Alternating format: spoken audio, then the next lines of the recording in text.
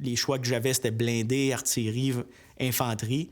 Puis, influencé en partie par mon grand-père qui avait servi au 22, ce que je savais des cadets, j'ai mis pour être fantassin.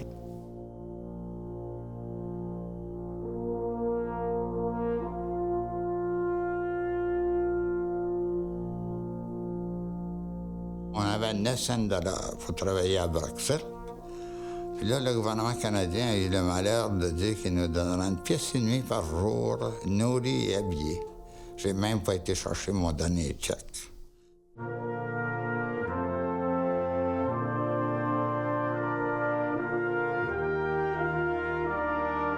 J'ai passé mes étés avant à travailler à la ferme, puis j'étais intéressé d'aller vivre d'autres choses. Fait que j'ai trouvé une belle opportunité, j'ai dit, un nouveau défi à les relever. Puis c'est à ce moment-là que j'ai découvert ma voie. Là.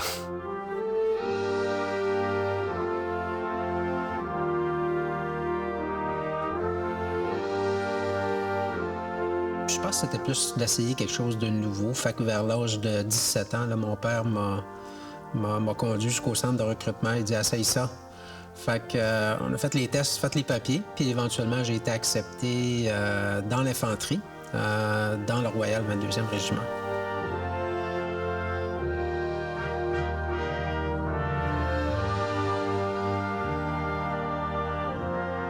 Le soir, on écoutait ça, « Enrôlez-vous pour l'armée canadienne pour la guerre de Corée ».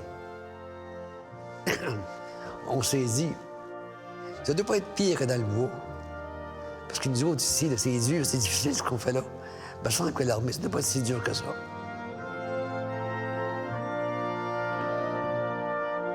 As I write these lines, the shelling has started up again. Our dugout is badly shaken.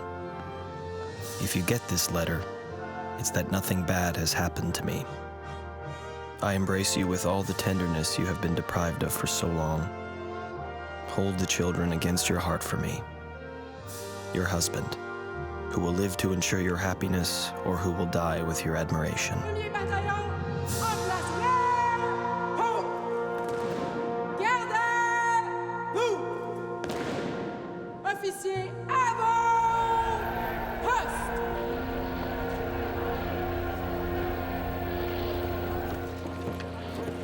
We land at Boulogne at 8:30. The docks are deserted. Troops have been landing here non-stop for a year. The few policemen and dock workers seem indifferent to this much too familiar spectacle.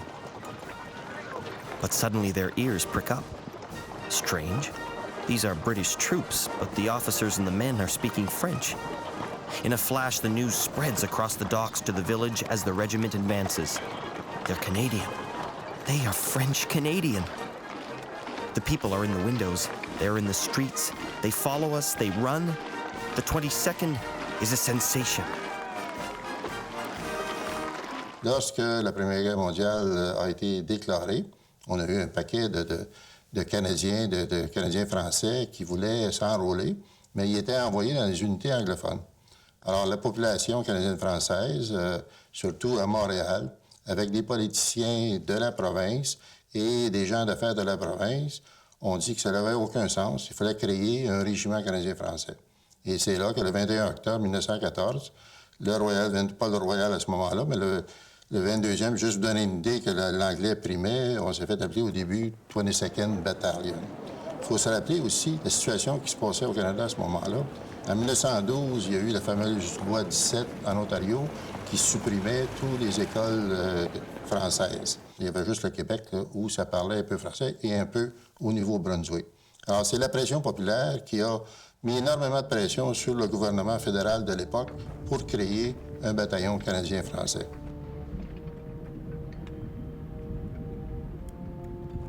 September 15th, 1916. The battalion is in the trenches. The men are given orders to prepare for the attack. We know darn well that we are headed for slaughter, and that the task is near impossible with so little preparation in a country we barely know. The morale is extraordinary, however, and we are determined to prove that the French Canadians are not slackers.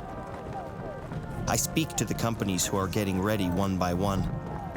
I warn them that things might get hairy in a few hours. We are attacking a village called Courcelette. We will take this village, and when we've taken it, we will keep it to the last man.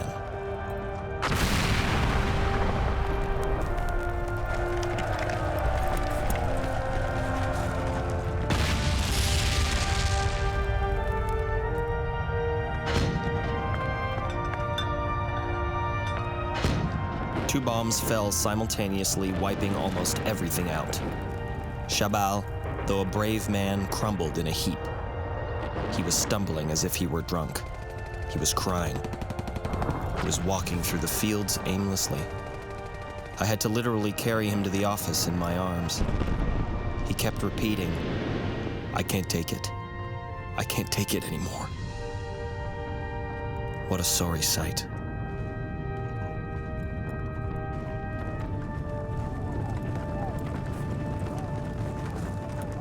What joy it is to still be alive, but how sad it is to see that so many of our comrades are missing. Out of 20 officers that went into battle, only 3 are left to shake hands and be thankful God has kept them alive. There are only 300 men in the battalion out of the 900 who went into a 5-day hell.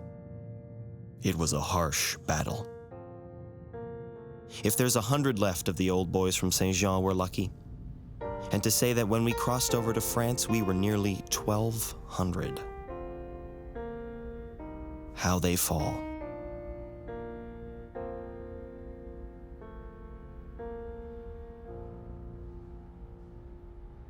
Tremblay avait entièrement raison, puis il disait ça à ses gars, puis les soldats de tout grade le savaient, ils ne pouvaient pas faillir, ils représentaient la race canadienne-française. C'était pas seulement se battre d'une certaine manière contre les Allemands, mais c'était se battre aussi contre ce qui se passait ici au Canada pour démontrer que nous autres, les Canadiens français, on était aussi bons, sinon meilleurs qu'eux. En 1921, on a reçu le titre de Royal 22e Régiment et on a déménagé à la Citadelle de Québec. Et puis depuis 1922, la Citadelle, c'est la maison mère du Royal 22e Régiment. 25 years have passed since the end of the Great War. The images of our return are engraved in my memory. I distinctly remember when the 22nd Battalion returned to Quebec in the spring of 1919, of its triumphant parade in the streets of Montreal, and the great cheers everywhere we went. The visions of horror, the nightmarish bombardments, seeing our comrades fall on the battlefield, all that was in the past. And we believed then that we would be forever blessed with happiness and peace.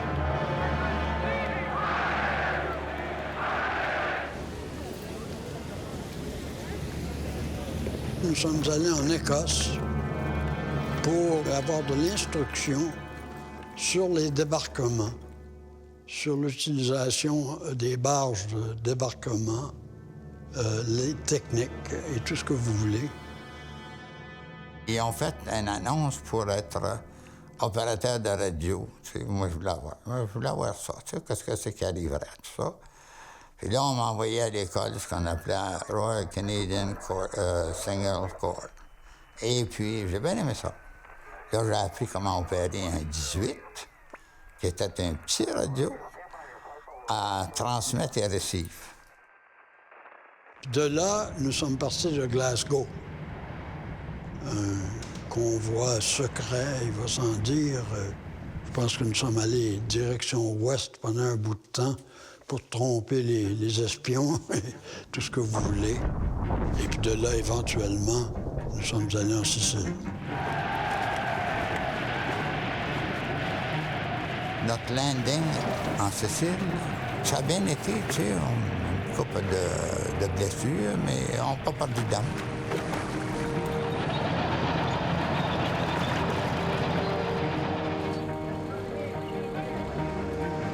Les Italiens avec qui nous étions en contact au début ne voulaient pas se battre.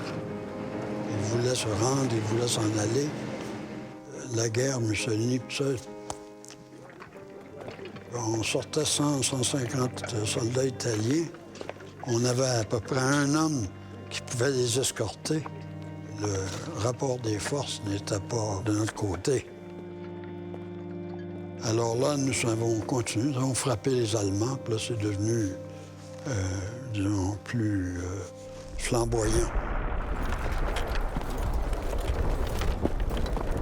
Our baptism of fire was truly memorable. According to the old Vandus, it is the most violent they have seen since the landing in Italy. C'est là où j'ai pris connaissance que c'était vraiment au front. Et puis, un ami, capitaine Bouchard, là, il avait ordonné un ordre assez sévère. Il voulait défaire ça, ces petits nids de mitraillettes là, qu'il y avait là, vite, tu sais. Écoutez, c'est ça. Mais seulement qu'on a eu là, plus qu'un baptême de feu. Là. On a eu un baptême de feu avec la perte, beaucoup. Lui-même a resté là, a laissé sa peau là. Mais seulement, il a gagné ce qu'il voulait avoir. Colonel Bernatchez assembles the officers for the first time since the landing. He gets to the point. The Germans are amassing their forces and we won't see reinforcements for a while. Other regiments will attack the Moro River.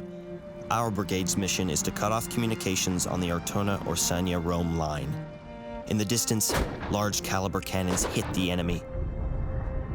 After Mass, Colonel Bernatchez speaks of former glories and how lucky we are to take part in battles that would make yesterday's heroes pale with envy. Nice thought. How can we not have doubts about what's ahead after such obvious brainwashing?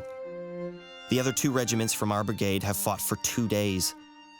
They've been stopped just short of the road, but they are holding on. They have lost a lot of men. Tomorrow morning, our regiment must go beyond their position. The two groups heading the attack are Captain Triquet's C Company and ours, D Company. Past the rendezvous point, C Company will cross a small bridge, climb the right side of the ravine, cut off the road, and take Casa Berardi.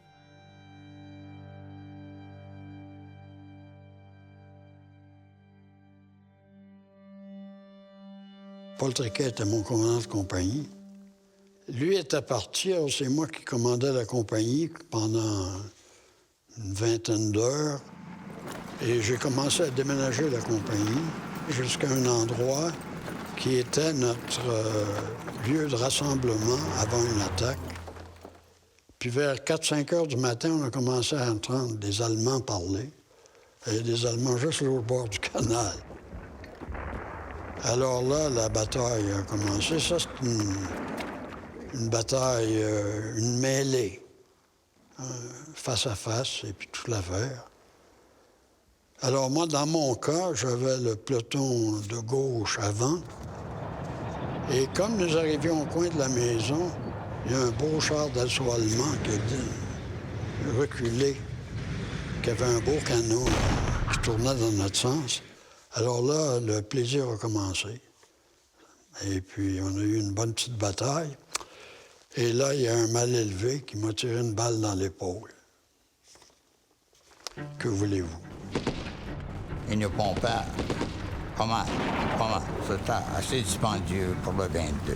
C Company advances straight across the small bridge and crosses the ravine escorted by the tanks. Enemy shells fall behind us, and when the Jerrys come at us, our artillery nails them to the ground. In seconds, it's total chaos. The Germans are routed a few yards in front of us. All are shouting orders and counter-orders, our side as well as theirs. Captain Galso asks us to make one last effort to cross the ravine and reach Captain Triquet's C Company, who has made it to Casa Berardi. He is surrounded by every German in his sector, and we must make the ultimate sacrifice, literally. Mais là, moi, en m'en allant là, j'ai perdu mon sending part. Moi, c'était un coup de mitraillette qui est rentré dans le dessus de mon radio. C'est pour ça que j'avais du receiving. Le gars disait « Parle, donne-nous quelque chose ». Mais je ne sais pas comment je répondais, ça n'arrivait à rien. Puis, naturellement, je savais que c'était défoncé. C'est là que j'ai été chercher le radio de l'autre. Le gars était fini, mort, bien entendu, coupé en morceaux. Là, j'ai pris son radio, et puis c'est là où c'est qu'on m'a aimé bien gros. J'ai patché le receiving avec le sending end de mon unité. Puis Tu sais, là, tu n'étais pas là avec un kit d'outils, tu sais, un voltmeter, puis ici, puis ça. La seule chose que j'avais, c'était la cuillère et puis mon couteau, avec ma mestine, c'était les deux seuls outils que j'avais. La balance, je n'en avais pas. Fait que, un petit peu de coco, c'est tout. The captain was able to ask our artillery to shell both sides of the ravine. As night fell, the 1st Brigade moved forward, and we began to see a glimmer of hope. To describe the look of joy from the survivors of C Company as we arrived would be impossible. La compagnie de Triquet avait mangé un bon coup. Toujours que quand il nous a tous rassemblés, la gang était petite. I write these lines from the bottom of my trench and dedicate them to those who lie unmoving next to me. They are without a doubt happier where they are than the rest of us here at Casa Berardi.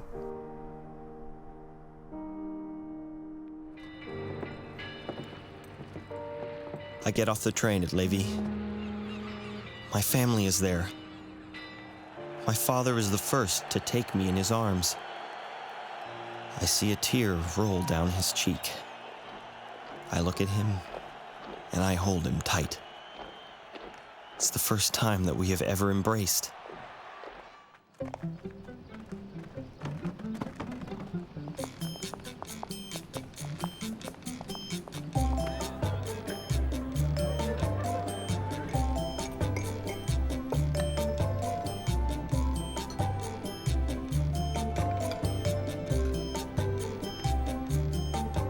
On travaillait, moi et mes frères, j'avais 6 garçons, 2 filles chez nous. Fait qu'il y a 4 de nous autres, le soir et dimanche soir, au restaurant près de chez nous, à côté, en fait. Un petit cafétéria qui était ouvert.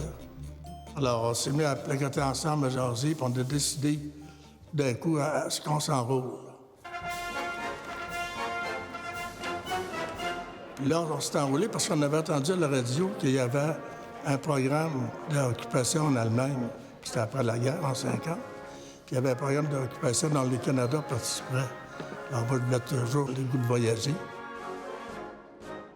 Alors, je me suis laissé aller là-dedans. J'ai dit, on y va. Quand la guerre a commencé, bien, ils ont formé les Nations Unies. Ils venaient d'être formés, en 1948, je crois. Et puis, ils ont décidé d'envoyer les Américains plus 15 unités de 15 pays différents, dont le Canada. C'est vraiment une espèce de guerre fantôme. Face à face, vous avez des armées communistes qui, en dépit des bombardements, ont réussi à faire monter des renforts jusqu'en première ligne, et l'armée des Nations Unies, plus puissante en ce moment, mieux équipée et plus agressive que jamais. Depuis 2 semaines, durant les discussions, les arrêts interminables de la conférence de Kaesong, ces centaines de milliers d'hommes, vis-à-vis les uns des autres, se contentent littéralement de jouer à cache-cache. Au nord du 38e parallèle, dans les montagnes qui se succèdent à l'infini, monotones comme les vagues de la mer, il se livre une espèce de lutte sauvage et sournoise. Ici René Lévesque de Radio-Canada, en Corée. On a pris le bateau, là. 12 jours et demi sur le Pacifique. C'est pas drôle. On était 6000 hommes sur le bateau. On se mettait en ligne pour déjeuner. Après le déjeuner, on se mettait en ligne pour dîner. C'était pas drôle. As we head out to sea, the front is collapsing in Korea. Our troops are courageously holding a defensive line. That's where everything stands by the time we land in Pusan, May 4th, 1951. On est arrivé à Busan, la ville était complètement détruite, là. Complètement. Pusan is like an immense bazaar. Millions of civilians, mostly refugees, swarm the city. The main street is completely devastated. Thousands of children scurry in and out between our trucks. They hang on to the vehicles any way they can, and the American soldiers chase them off with whips. Some women, carrying young ones, lift up their blouses to show their breasts to the soldiers who ogle them and throw them cigarettes and chocolate that they try to grab from between the truck wheels, nearly getting killed. What a sad country. À À Séoul, on a pris transport, des camions, pour monter sur la ligne de feu. C'était une ligne défensive, là, parce que le 38e parallèle, ça allait arrêter là. En arrivant pour me rapporter au caporal qui était en charge, il m'a montré le trou où j'étais pour rester. La première chose qui m'est arrivée, c'est que le lance-caporal qui était en charge de nous autres, que je devais aller rester avec lui dans cet abri-là, il est arrivé une bombe, un direct hit qui n'était pas une bombe qui s'en va comme ça, qui s'en va direct. Il est arrivé un direct hit juste en avant de nous autres, sur la montagne. Alors, je pense que les Chinois avaient vu du mouvement, possiblement, parce qu'ils n'étaient pas tellement loin de nous autres. Alors, ils ont frappé un coup, puis lui, il est sorti, puis il est parti en courant comme un fou, il était chez le choc. Il était réellement complètement perdu. Alors, ça a été ma première expérience. Un an, c'est long, un an de tranchée. Il y a tout ça il y a beaucoup de vermine de toutes sortes, là. On vit là-dedans, on n'a pas le choix, c'est ça. Donc, j'ai un petit trou le soir, pas le droit de sleeping bag, pas rien, on avait le droit à 3 couvertures. L'hiver, c'est froid, l'hiver en Corée aussi, l'hiver, il y a de la neige.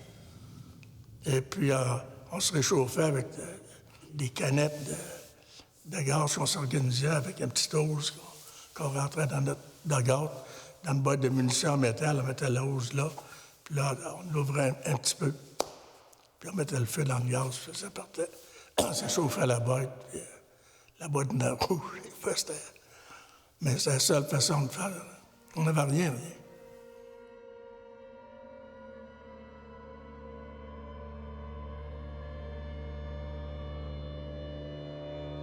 Je reviens à la fameuse attaque du 355.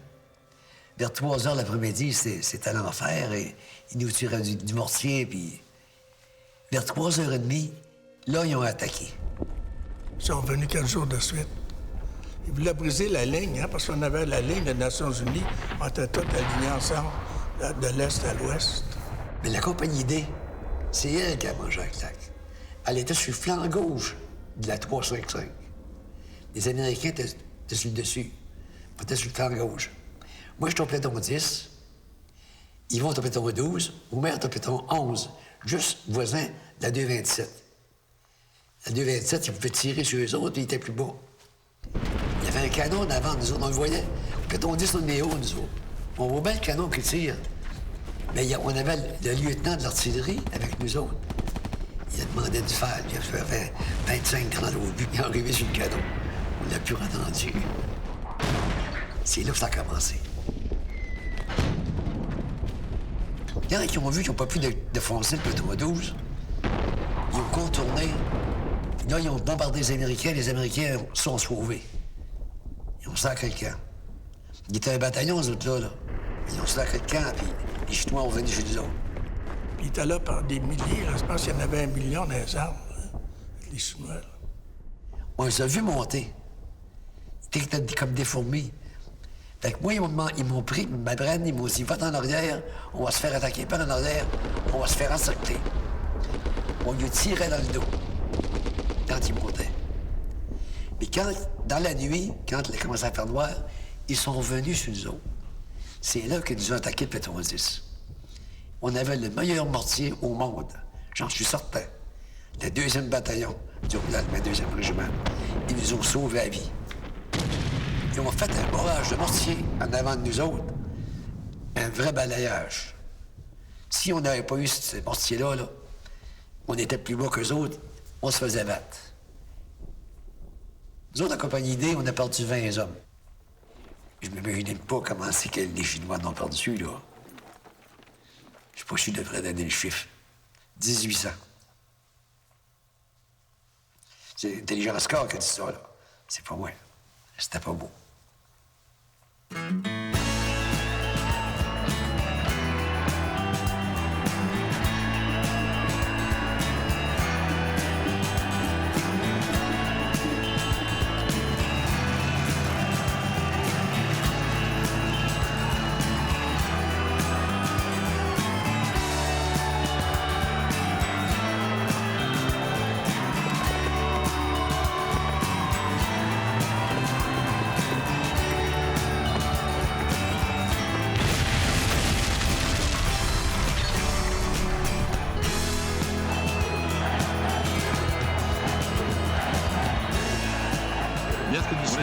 de personnalités québécoises recommandent au gouvernement provincial de rejeter les pressions extérieures et de céder aux exigences du FLQ.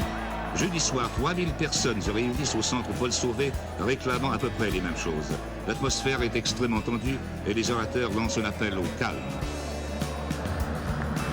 Dès jeudi après-midi, le gouvernement du Québec avait fait appel à l'armée pour protéger les édifices publics. Alors l'armée était disponible, j'ai consulté les directeurs de la police, ils m'ont dit « Nos hommes ne peuvent plus suffire à la tâche, donc il faut prendre d'autres mesures » et c'est pourquoi j'ai décidé de prendre cette mesure en assumant mes responsabilités vis-à-vis le bien-être de la population. Moi, la crise d'octobre, j'ai été, mon premier emploi, ça a été sentinelle carrément à la mairie de Montréal. Il y avait des gens qui essayaient de... qui ne comprenaient pas quand on était militaire, on était fédéraliste, on portait un uniforme, puis qu'on ne tirait pas sur... Les jeunes étudiants nous disaient, ben, vous ne tirez pas sur nous autres. On ne tire pas sur vous autres, mais on va se défendre. Tu sais, c'est pas à l'armée canadienne de tirer sur son peuple. Vendredi 16 octobre au petit matin, le premier ministre du Canada, M. Trudeau, à la demande des autorités du Québec et de Montréal, proclame la loi sur les mesures de guerre. Cette proclamation, qui s'appuie sur l'état d'insurrection appréhendé, suspend certaines libertés civiles et accorde des pouvoirs spéciaux aux forces policières qui entreprennent aussitôt une série de perquisitions et d'arrestations. Appartenait, quand on avait enfermé notre ami M. Chartrand et compagnie, tu avais le cordon de policiers, puis nous, les militaires, en deuxième ligne. Les policiers, ils font ce qu'ils peuvent, mais rendu à nous, on arrête de tirer dans le paquet. Nous, on ne discute pas. On n'est pas formés pour ça. On obéit aux ordres. Si, je vais pas me le dire, on est en arrière. On avait peur, nous aussi, là. Si la police, l'anti-émeute, ça fait défoncer, s'il est rendu chez nous, nous, on n'est pas entraînés de l'anti-émeute. Nous, c'est bing-bang. Vous passez le massacre. On aurait massacré nos concitoyens. Puis nous aussi, il y en a de nous autres, parce que dans les foules, il y a toujours des monteurs de tête. Normalement, nous, on travaille sur un toit, mettons, t'as des foules, les militaires, t'as un sniper en haut, un tireur d'élite, puis lui, il regarde, puis quand il reçoit l'ordre, il n'hésite pas, hein. C'est lui qui monte la foule, c'est badagne, balle dans la tête, pour s'en débarrasser. Parce que c'est... Normalement, dans une foule, t'as 80 de suiveux. Puis il y en a 20 qui arrangent la foule. C'est comme ça que ça marche. C'était un peu stressant, ça. C'est sûr que les Québécois sont vraiment en rogne contre Pierre-Éliott Trudeau, avec les mesures de guerre. On a arrêté des innocents sans mandat, c'est vrai, tout ça. Mais je crois qu'à un moment donné, la démocratie, ça a une limite, là. Le pouvoir civil a perdu le contrôle, là. C'est la loi de mesures de guerre. C'est nous qui faisions faire respecter la loi. Alors, si on aurait eu des tentatives d'invasion de l'hôtel de ville, ou chez Mme Lorrain, elle était vraiment obsédée par ça. Elle avait une crainte. Quand on ouvrait la porte, ça prenait un gars à genoux, garde prêt à tirer.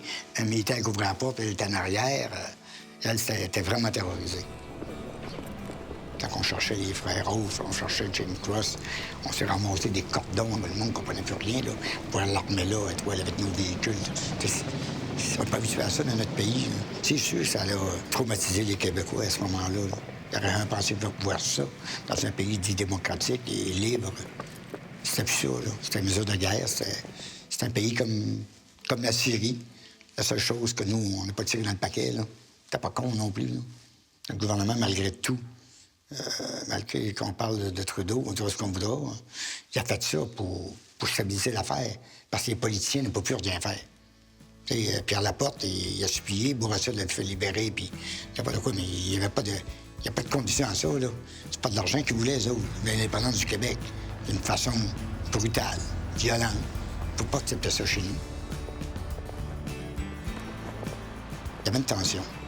Il y a des gens qui nous appuyaient un peu, mais la majorité des plus jeunes du temps, qui étaient des gens de notre âge, des gens de mon âge aujourd'hui, non, ils nous voyaient en uniforme, francophone.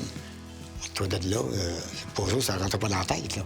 Parce que c'était un peu avant le Parti québécois, ça. Fait que les gens, ils ne comprenaient pas qu'un francophone porte un uniforme fédéral.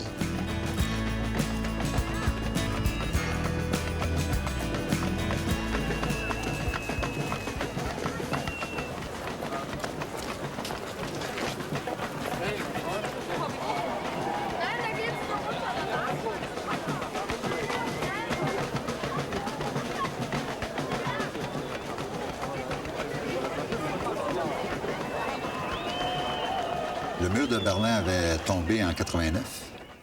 Et puis, on s'attendait à ce que quelque chose se passe.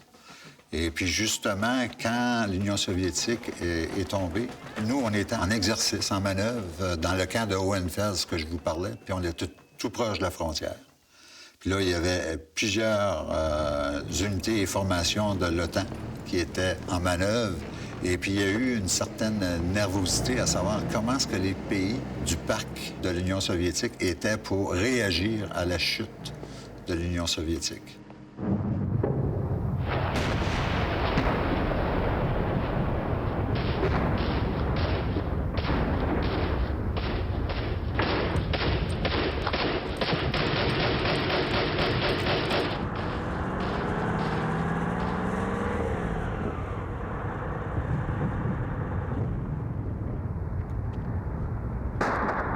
La Yougoslavie, comme on l'a connue dans la période post-Deuxième Guerre mondiale, a tout simplement explosé. Ça fait un exode de population. Il y avait des accusations de crimes de génocide, il y avait des morts, il y avait du nettoyage ethnique qui était perpétué. Et ça, c'est en Europe.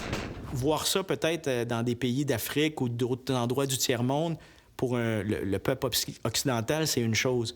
Mais de le voir dans notre propre cour, de le voir en Europe, ça a secoué la communauté internationale qui a amené cette réponse des Nations unies, des pays membres des Nations unies, de dire on ne peut pas laisser ça aller, ce désastre humain-là. Alors, la communauté internationale s'est mobilisée pour aller intervenir en Yougoslavie, puis a été le début de 10 ans pour le Canada d'implication dans cet endroit-là. On s'en fâche beaucoup ici, au Québec et au Canada, sur les missions de maintien de la paix. Mission de maintien de la paix, en tant que je suis concerné, ça ne fonctionne pas. C'est basé sur des ententes. Quand ils ont établi ça, là, puis M. Pearson était celui qui a proposé pour le Moyen-Orient, c'était basé des ententes entre deux pays qui ont des armées plus ou moins disciplinées, plus ou moins qualifiées puis compétentes, et puis qui respectent les ententes pour permettre aux politiciens, aux diplomates d'en arriver à une entente. Mais là, ça n'existe plus, ça. Maintenant, c'est des guerres internes avec une gang de Yahoo puis de bandits qui, eux, veulent dominer parce que c'est à leur avantage. Puis vous allez là, c'est allé, vous essayez de négocier. Il n'y a aucune négociation. Ça ne fonctionne pas. L'avion touche à terre, là, puis on nous avait averti, là, la rampe va baisser, là, puis vous avez vos sacs à dos, puis on court, puis on s'en va en arrière des sacs, des barricades de sable, etc., parce qu'il y a des snipers dans les montagnes, puis on a un baptême de feu à l'arrivée. C'est un welcome sur le terrain, en fait. Et on débarque, on se met à courir, on s'en va à la protection en arrière des barricades. Puis la première chose qu'ils font, c'est les chargeurs, puis la distribution d'ammunition. Je pense que le punch, là, il embarque, ton adrénaline est au maximum. Tu entends déjà des tirs puis des ricochets. Tu te dis, là, on est en guerre. C'est pas des farces. Et je me souviendrai toujours de ce déplacement-là entre la frontière de la Bosnie-Herzégovine vers une de nos bases principales qui était à Visoko, à quelques kilomètres de Sarajevo. Et on traverse des villages où tu vois des maisons qui brûlent sur une base sélective. Donc, il y a 2 maisons qui brûlent pas, une maison qui brûle. 2, 3 maisons qui brûlent pas, une maison qui brûle. Puis on vient qu'à se faire expliquer que peut-être cet endroit-là, ce village-là, c'était un village dont la majorité était croate de la Bosnie, et les maisons qui brûlent, c'était des maisons de Bosniaques. Ou les maisons qui brûlent, c'est des maisons de Serbes. Il n'y a pas d'entraînement, là. Aussi réaliste peut-il être qui te prépare à voir un village qui brûle, qui te prépare à voir une famille le long d'une route avec 2, 3 valises, des femmes qui pleurent, des enfants qui pleurent, puis tu sais qu'ils viennent du village que tu viens de traverser, ils n'ont plus de maison. Il n'y a rien qui te prépare à voir la misère humaine à ce niveau-là aussi réel. Et tu sais que tu débutes une mission dans laquelle ton peloton, ton équipe va devoir être impliquée là, pour essayer d'arrêter cette misère-là. J'oublierai pas, il y avait un commandant de brigade dans le secteur où j'étais déployé qui, à l'époque, avait fait partie d'une équipe olympique yougoslave, et puis un athlète de haut niveau. Et puis son opposant, du côté catholique, si on veut, du côté chrétien, du côté croate, était un de ses anciens camarades de sport de haut niveau. Et là, du jour au lendemain, ils étaient rendus des ennemis. Et leurs subalternes se parlaient par l'entremise d'interprètes, ce qui était un peu loufoque, compte tenu du fait qu'ils parlent exactement la même langue. Donc, des gens qui cherchaient à mettre en évidence, à mettre en relief des différences qui étaient plus ou moins fondées. Mais c'est ça le conflit, c'est ça la guerre, c'est ça que la haine va engendrer. C'est fou, une guerre civile, hein? Vous avez eu des fils qui se sont battus contre leur père et leurs frères. C'est incroyable. Mais c'est la réalité. Et notre première arrivée à Srebrenica, une fois dans l'enclave, les Bosniaques sont alignés le long de la rue et notre convoi est accueilli comme des libérateurs. Parce qu'ils nous voient un petit peu là, comme leurs défendeurs, là, leurs sauveurs. Puis ça, c'est notre première exposition à l'enclave de Srebrenica. Notre rôle, c'était d'empêcher les Serbes d'envahir, de rentrer à l'intérieur de l'enclave pour massacrer ou tuer les gens qui étaient à l'intérieur, etc. Le village de Srebrenica, c'est un village pittoresque bosniaque dans une vallée verdoyante, 5-6 000 habitants, avec une infrastructure qui fonctionne, ainsi de suite. Puis quand la guerre éclate dans les Balkans, les Serbes se battent contre les Bosniaques prennent refuge dans cette vallée. Donc, au sein du village de Srebrenica, la population explose. Au sein des campagnes aussi, un petit peu autour, la population explose, elle grossit. Puis le monde couche 2-3 familles par appartement, pas d'électricité. On voit que les forêts commencent à être coupées, tout le monde coupe les arbres pour se chauffer. Et nous, notre quotidien est d'assurer la rentrée d'aide humanitaire, d'assurer la sécurité lorsqu'il y a de l'aide humanitaire qui vient par parachute. On a été témoins d'accidents dans lesquels la population qui essaie de prendre possession de ça est écrasée par ces trucs-là. Donc, une autre partie des responsabilités, c'est d'aller sécuriser ça et d'agir un petit peu là, comme la protection pour eux-mêmes. Mais il faut les comprendre, là, ils n'ont pas d'eau, ils n'ont pas de nourriture, puis ils sont laissés à eux-mêmes à part ce que nous, on peut sécuriser puis rentrer. Très tôt au début du conflit, où c'était vraiment une mission des Nations unies, on avait essentiellement très peu de liberté dans les règles d'engagement, dans ce qu'on pouvait faire, puis très frustrant comme mission. C'était, même si on appelait ça une mission des Nations unies, c'était la guerre ouverte. Ça tirait à tous les jours. Il n'y a pas de véhicule qui n'avait pas de trou de balle. Il y a des gens qui étaient blessés. On a eu un mort sur notre mission, 22 qui est mort par un engagement direct sur son véhicule. Donc, c'était très... Il y avait énormément d'actions, puis je vous dirais qu'on avait presque les mains attachées dans le dos pour mettre en marche le mandat qui nous avait été donné. On était supposé d'être remplacés, puis ça a pris du temps avant que, politiquement, ils choisissent quel pays qui était pour nous remplacer dans l'enclave, OK? Mais nous, on attendait ça. Puis eux, dans l'enclave, eux autres ne voulaient pas qu'on quitte parce qu'on avait fait une bonne job, là, OK? Le 2e bataillon auparavant, puis nous autres, puis ils savaient qu'ils se sentaient en sécurité avec nous autres. Puis eux autres, ils nous avaient dit, si vous vous en allez, c'est certain qu'ils vont prendre l'enclave, puis on va tous mourir, nous autres. C'est certain. Eux autres, fait que, ils nous ont pris un petit peu comme en otage, OK? Ils sont mis en avant des places où on pouvait sortir de notre périmètre du QG. Puis il y avait nullement l'intention de nous laisser partir. Vous allez nous passer sur le corps, puis etc. Puis là, les Serbes aussi, ils n'étaient pas trop en faveur qu'il y ait un autre changeover. Eux autres, ils n'étaient pas trop en faveur de ça, OK? S'ils sortent, eux autres, c'est fini, il n'y en a pas d'autres qui vont rentrer. OK? Eux autres, c'est tout le temps de même. T'sais, ils gardent la corde bien tendue, puis éventuellement, l'enclave va être à nous autres, puis on va rentrer dedans. L'heure H est arrivée, hein?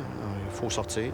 On forme les convois, puis on décide. Tranquillement, on ouvre les gates, puis je disais à mes premiers chauffeurs, on pousse, puis le monde, ils sont sur le bord des véhicules, mais on s'en va tranquillement. J'ai dit, là, il n'y a pas d'histoire de clenchage, là, on tue tout le monde ici. On y va, puis on en regarde en avant. On en regarde en avant, point à la ligne. C'est en avant qu'il faut regarder, il ne faut pas regarder en arrière.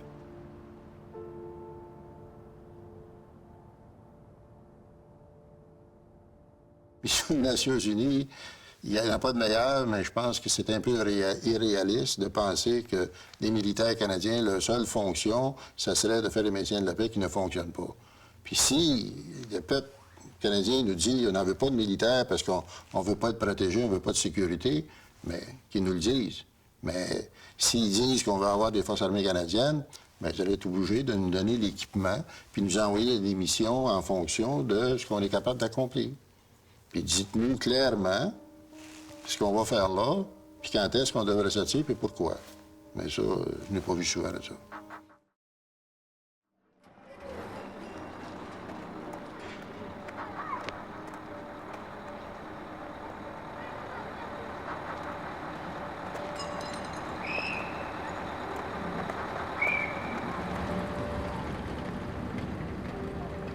Je pense que ça s'est fait au mois de juillet 95. Nous, on avait sorti en mars, quasiment un an, jour pour jour. Tout ce qui avait 16 ans et plus au niveau des hommes ont été tassés de côté. Les enfants, les femmes de l'autre bord. Puis ils ont été dirigés dans des endroits spéciaux. Puis là est venu le génocide. On estime environ 8000 personnes qui ont été exécutées. En fait, un des plus gros génocides depuis la dernière guerre mondiale en Europe. Il était décidé, là. C'est sûr que c'est difficile à accepter, OK? C'est difficile à accepter, on avait travaillé fort pour ça, puis on avait le sentiment d'avoir réalisé quelque chose. Alors, quand ça arrive, des choses de même, on se dit, on a quasiment passé proche, nous autres, de laisser notre peau pour sauver la vie de ces gens-là. Puis par la suite, ils glissent entre les mains, puis ils sont tous exécutés, ils sont tous tués. C'est des choses qui sont difficiles à accepter, mais la vie continue. C'est pas des choses que j'essaie de comprendre, parce que c'est pas comprenable.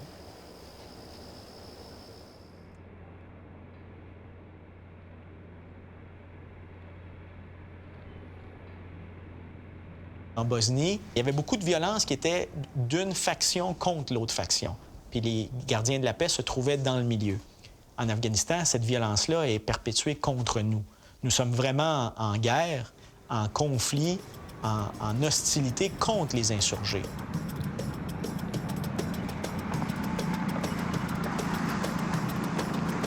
Ce qui est spécial avec l'Afghanistan, c'est un peu un concept, ou c'est un concept de guerre asymétrique, où on ne fait pas nécessairement face à un ennemi conventionnel qui utilise une doctrine qui est conventionnelle. Donc l'ennemi est complètement réparti dans la population, s'habille comme la population, se cache ou attaque où il y a des femmes et des enfants. Comme ça, c'est excessivement difficile pour nous autres de renvoyer le tir. Il se confond à l'intérieur de la population. Il décide quand il nous engage et puis de quelle façon il nous engage.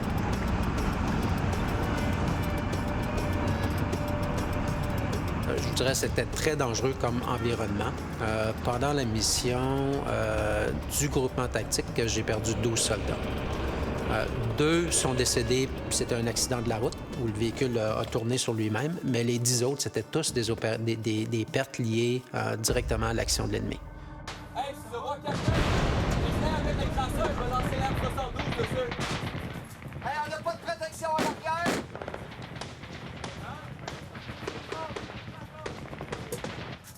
On a créé, si on veut, ce qu'on appelait des maisons de peloton. Donc, 7 pelotons ont quitté les postes fortifiés pour aller vivre au sein des villages afghans. Et c'est là qu'on a commencé à mettre en place notre approche contre-insurrectionnelle, qui essentiellement vise à démasquer l'ennemi qui cherche à se cacher au sein de la population civile. Et le meilleur moyen de le démasquer, évidemment, c'est d'être en contact intime et très étroit avec la population civile. Très difficile à faire.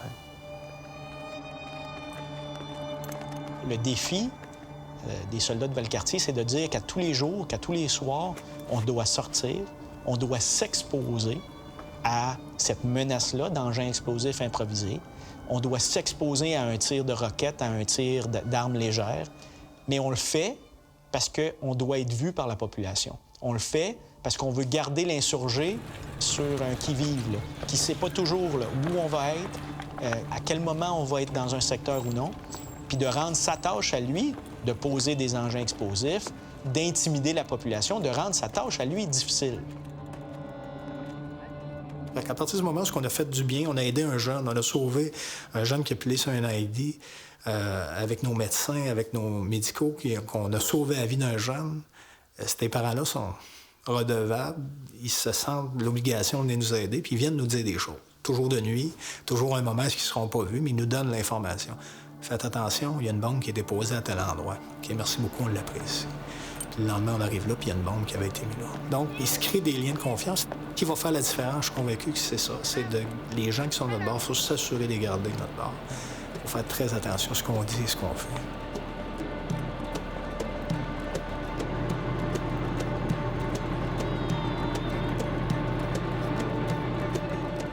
Une application aveugle de la violence sans aucun contrôle, c'est quelque chose qui n'est pas désirable et c'est quelque chose que les armées modernes cherchent à éviter à tout prix. Il n'y a pas aucune solution magique, potion magique pour réussir à enlever la guerre. Il n'y en a pas. C'est du temps. Faut rendre, c'est la confiance. Puis souvent, il faut changer de génération. Malheureusement, les gens ont des frustrations. Quelqu'un qui s'est fait tuer son enfant, son frère, son épouse, reste avec des frustrations énormes. Puis même si on essaie de le convaincre que la nouvelle génération, de l'autre côté, est correcte, il l'accepte pas. Mais ça va souvent à la génération d'après, ce qu'eux ne veulent pas faire partie de cette guerre-là. Ils disent, regarde, on est prêt à passer à d'autres choses. Souvent, ça prend une génération, malheureusement.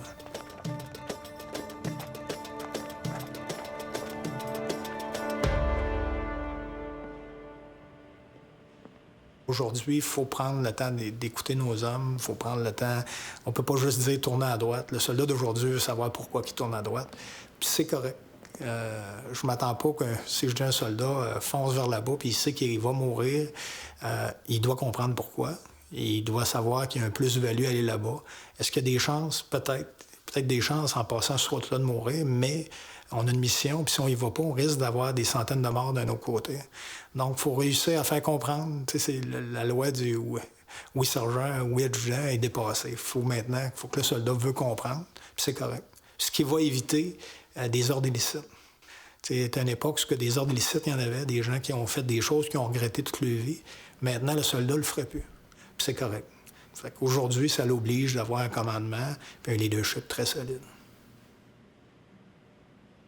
C'est certain que les générations se suivent, elles ne sont pas toutes pareilles. Mais il y a une chose qui est cependant demeurée, c'est le courage de nos jeunes hommes et de nos jeunes filles.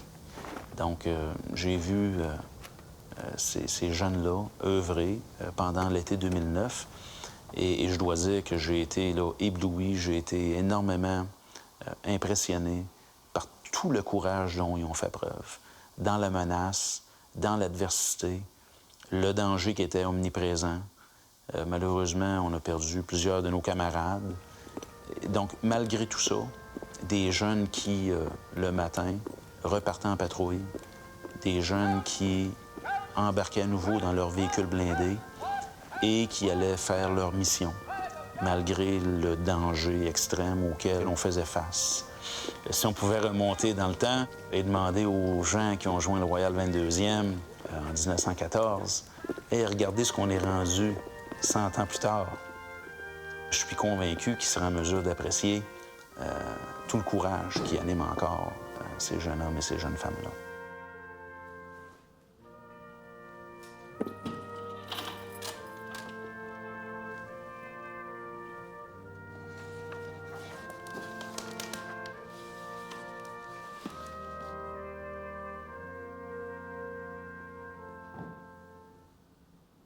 Joseph Beaulieu, Auguste Beaupré, Léon Beaupré, Émile Belair, Alfred Bélanger, Henri Bélanger,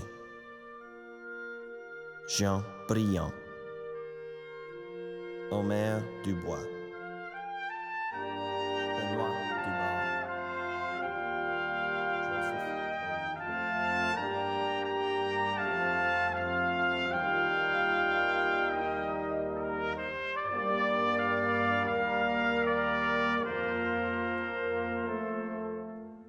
we fall in.